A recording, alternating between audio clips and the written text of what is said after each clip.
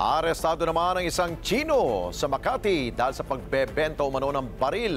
At sa iwalay na operasyon din sa lungsod ng Pasay, tiklo ang isang lalaki dahil sa pagbebenta ng peking medical certificate. Mar Gabriel sa balita.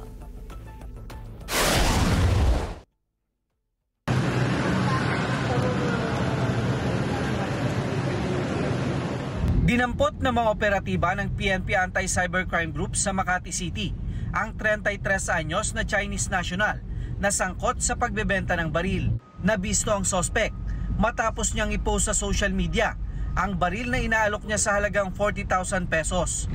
Nabawi sa kanya ang baril kasama ang mga bala. Yung firearm na ito ay binigay po sa kanya ng kaibigan niya na dati niya rin kasamahan dun po sa isang Chinese company dito sa Philippines po.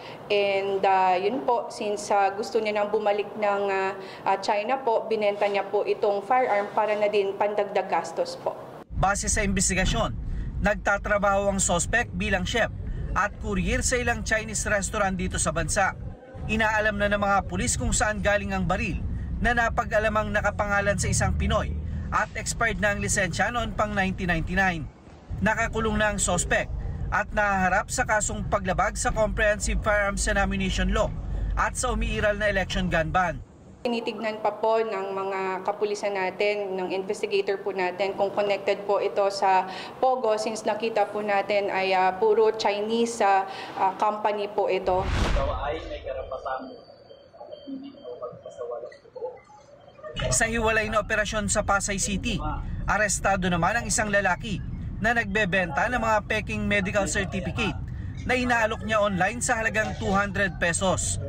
Ikinasa ang operasyon kasunod ng reklamo ng mismong doktor na nakapangalan sa certificate. Ayon po sa investigation po, mga 6 months na po niya ginagawa itong illegal na online issue ng mga medical certificate, and napag-alaman din po natin na itong mga binibigyan niya or ni-issuehan niya ng mga medical certificate ay hindi po talaga nakapunta doon sa mismong clinic. Nang maaresto ang suspect, dito na nabisto na boyfriend siya ng pamangkin ng doktor.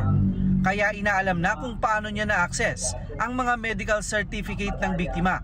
Ayon po sa investigation, yes po, mag-proceed po yung licensed doctor po sa kaso since po nakataya po dito yung mismong pangalan at license niya po.